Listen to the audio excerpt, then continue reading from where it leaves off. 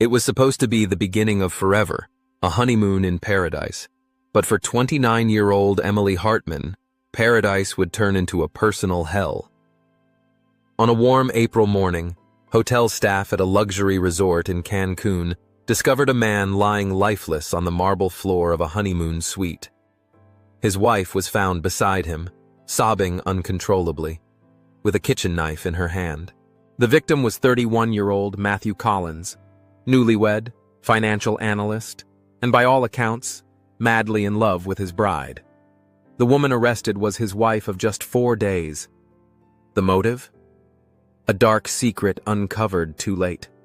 One that unraveled the foundation of trust and love they'd spent years building. To understand how love curdled into murder, we must first go back. Back to where it all began, in the heart of Austin, Texas, where Emily Hartman and her best friend, Rachel Monroe, grew up together like sisters.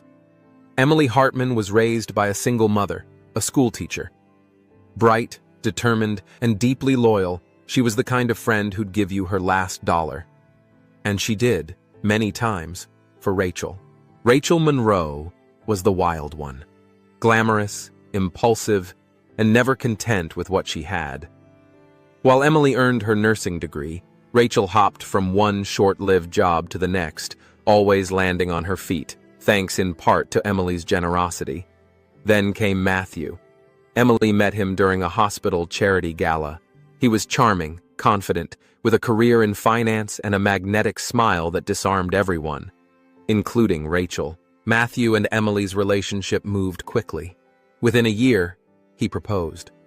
But while friends cheered, Rachel's reaction was icy.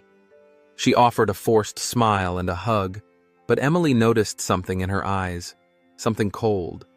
Rachel later tried to convince Emily to delay the wedding. "You don't really know him," she'd said. "He seems too perfect." But Emily dismissed her concerns, chalking it up to jealousy.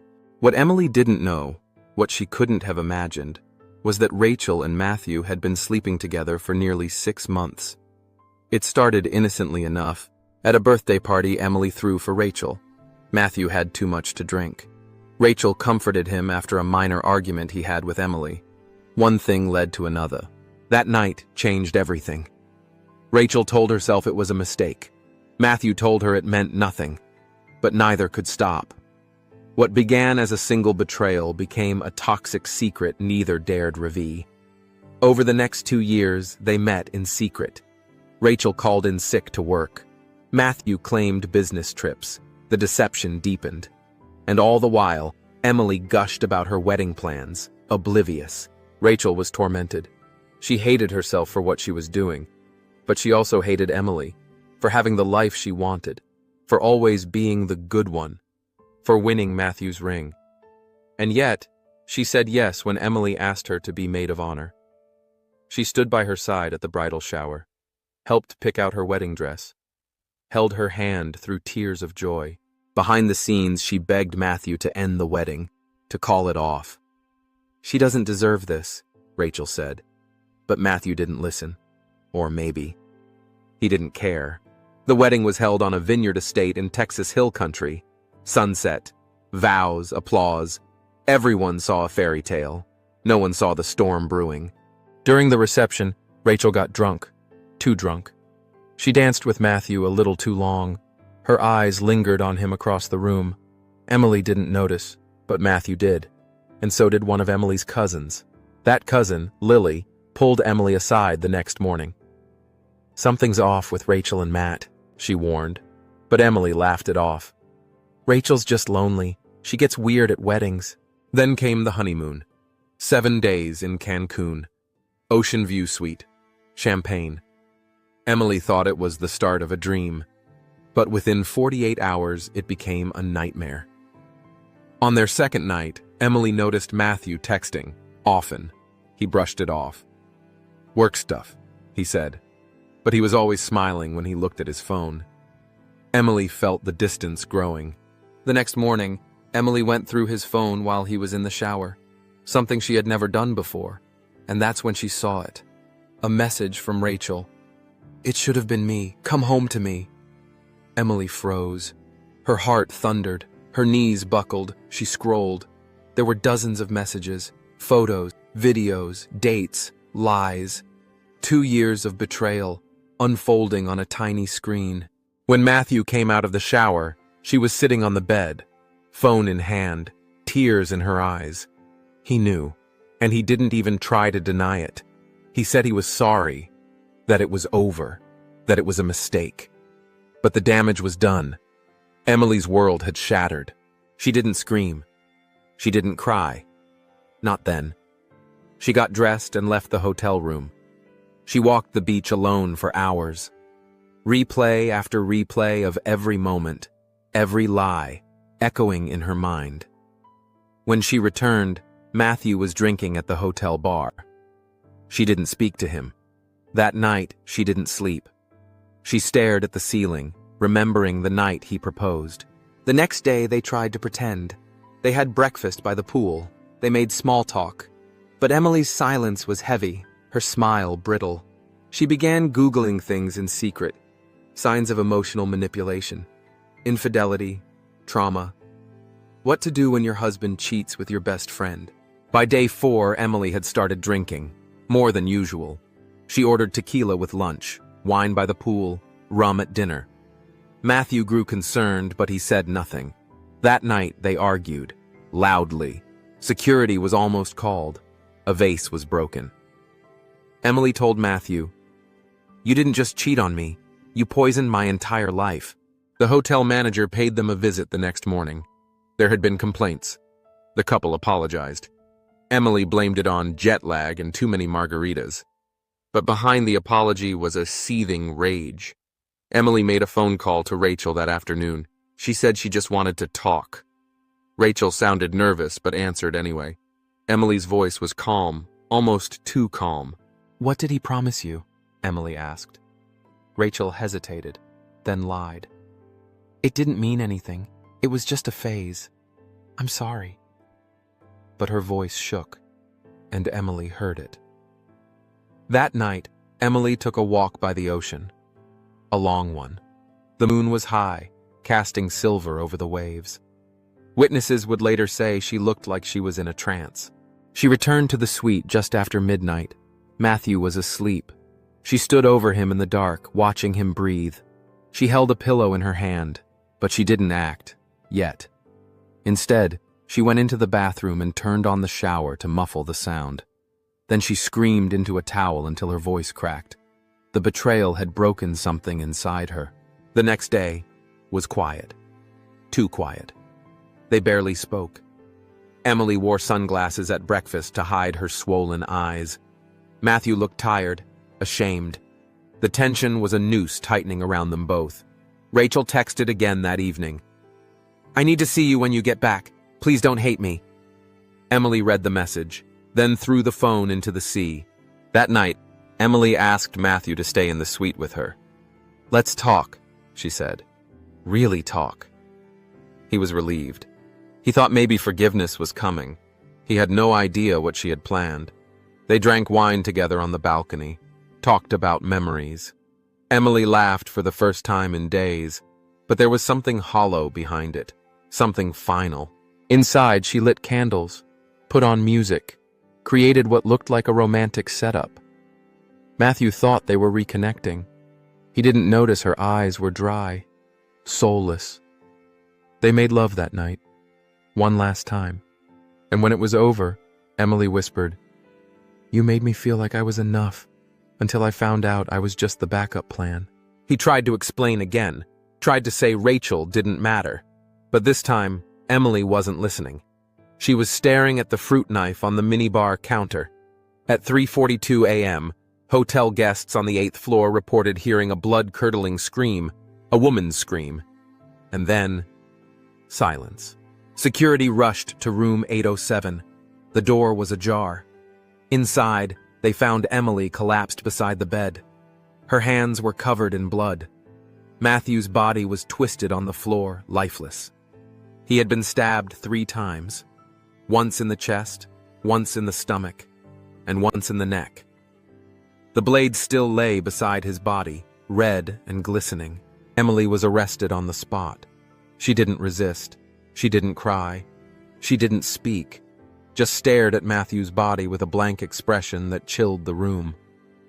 The news broke across the U.S. within hours. Texas woman kills husband on honeymoon in Mexico. Media outlets swarmed her hometown.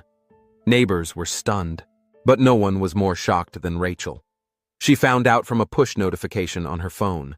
She fainted in her living room before police could even reach her for questioning. Rachel was brought in for questioning by Austin PD. She denied any knowledge of the murder plot but admitted to the affair. She cried during the interrogation, said she never wanted this. Rachel told police, "I begged him not to marry her. I told him she'd find out. I told him this would end badly." Her voice cracked. "But I never thought she'd kill him." Emily was extradited back to the U.S. after a brief stay in a Mexican jail. Her mugshot showed a hollow-eyed woman, emotionally and mentally broken. Lawyers argued temporary insanity, claimed the trauma of betrayal caused a psychological snap, that she acted in a blind haze of emotional collapse. But prosecutors painted a different picture, one of premeditation, of a woman who felt the walls close in and chose vengeance over healing. Text records, travel logs, hotel footage, everything was put on display. The jury watched as Emily's entire life was dismantled piece by painful piece. The trial lasted 14 days. Rachel testified on the stand. So did Emily's mother, who sobbed as she said, "My daughter was a good person, until they broke her." In a shocking moment of testimony, Emily turned to the courtroom and said, "I didn't kill him because he cheated. I killed him because he made me doubt my worth, and I'll never forgive him for that." The courtroom fell silent. Even the judge looked shaken. Some jurors wept. Others stared straight ahead. The weight of the confession was undeniable. Emily was found guilty of second-degree murder. The jury was split on premeditation but agreed she had crossed a line. She was sentenced to 35 years in prison. Rachel moved away from Texas. She changed her name, cut ties with nearly everyone. Her social media vanished. Some say she still sends letters to Emily, but no one knows if they're ever answered. In her first year behind bars, Emily refused all visitors. She stayed isolated, withdrawn. The other inmates called her the widow, but she didn't flinch when they did. She spent her days reading, mostly books on psychology, grief, and betrayal. She said she was trying to understand what broke her, but deep down, she knew the answer. A prison counselor, Carla Mendez, would later say, "She didn't cry for her husband. She cried for the woman she used to be." Meanwhile, Matthew's parents launched a wrongful death suit against Emily. They said their son made a mistake, not a death-worthy one. Emily didn't contest the suit. She signed over every asset she had, including her share of the house they bought together just weeks before the wedding. Rachel was deposed in that civil case. It was the last time she ever spoke publicly. She ended the deposition with one sentence: "I never loved him the way she did." In the years that followed, Emily became something of a mystery. She never gave interviews. She didn't write a book. She didn't seek sympathy. She simply vanished behind steel bars. But then, on the 5th anniversary of the murder, a letter surfaced, one she'd written to her younger self. It read, "Don't let love blind you. It can become a weapon, and you will be its first victim." The letter went viral. True crime forums exploded with debate. Was Emily a cold-blooded killer, or a broken woman driven to the edge by betrayal? A popular podcast interviewed Rachel anonymously. She didn't reveal much, but her closing words haunted listeners. "I destroyed her life, but she destroyed her soul." Journalists tried to track Rachel down. She'd legally changed her name and moved to the Pacific Northwest. A neighbor described her as quiet, haunted, and always looking over her shoulder. Matthew's grave in Austin remains well kept. His family visits every year, but they don't speak about Emily. His mother once said, "That name died the day my son did." Inside the prison, Emily eventually started tutoring other inmates, English mostly. She never talked about her past unless asked directly. Her answers were always the same. "It's a story you don't want to live." A documentary team requested access to film her. She declined. But one guard said he caught her watching true crime shows sometimes. Maybe trying to see herself from the outside, he speculated. The hotel in Cancun never fully recovered from the incident. Room 807 is no longer rented out. Staff refer to it as La Habitación Silenciada, the silenced room. Newlyweds still visit Cancun, oblivious to what happened there. But locals know. Some even claim they've seen a woman in a white dress, standing by the water, screaming into the wind. One tourist posted a TikTok. Heard a woman crying last night by the ocean. Staff said it was nothing, but it sounded so angry, like mourning and fury all at once. Emily has now served 8 years of her sentence. She becomes eligible for parole in 2045. Some believe she'll walk free. Others say she'll never truly be free, not from what she did. Rachel reportedly tried to start over. She married a man from Oregon, had a child. But insiders say the marriage didn't last. Trust issues haunted her. She once told a friend, "No matter how far I run, Emily's eyes follow me." The guilt was an echo she couldn't silence. Psychologists have studied Emily's case. They call it a perfect storm of betrayal trauma, narcissistic injury, and emotional collapse. One wrote, "It wasn't just the affair. It was that he took away her future, her pride, her safety. And in a paradise meant for healing, she became something unrecognizable." Emily's parents stopped visiting after the 3rd year. Her mother left a voicemail. "We don't know who you are anymore, and maybe you don't either." Her wedding ring, blood-stained and confiscated during arrest, remains in a sealed evidence box in Austin PD's archive. No one wants it, not even her. True crime books have covered the case, always with sensational headlines. Murder in Cancun, bride of betrayal, vows and violence. But none capture the quiet unraveling that led to that night.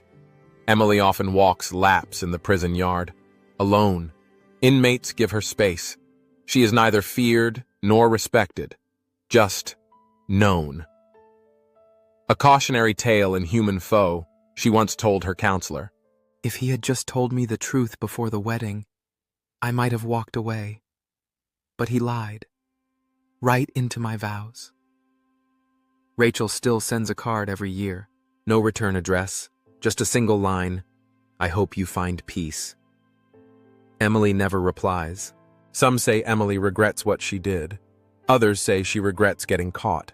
Only she knows for sure, and she's not telling. But every year, on the anniversary of the murder, she goes silent. No books, no lessons, no smiles, just silence. As if she's reliving it moment by moment. A journalist once asked if she'd ever forgive Rachel. Her answer was swift. "I already did. The day I killed him." "And what about Matthew?"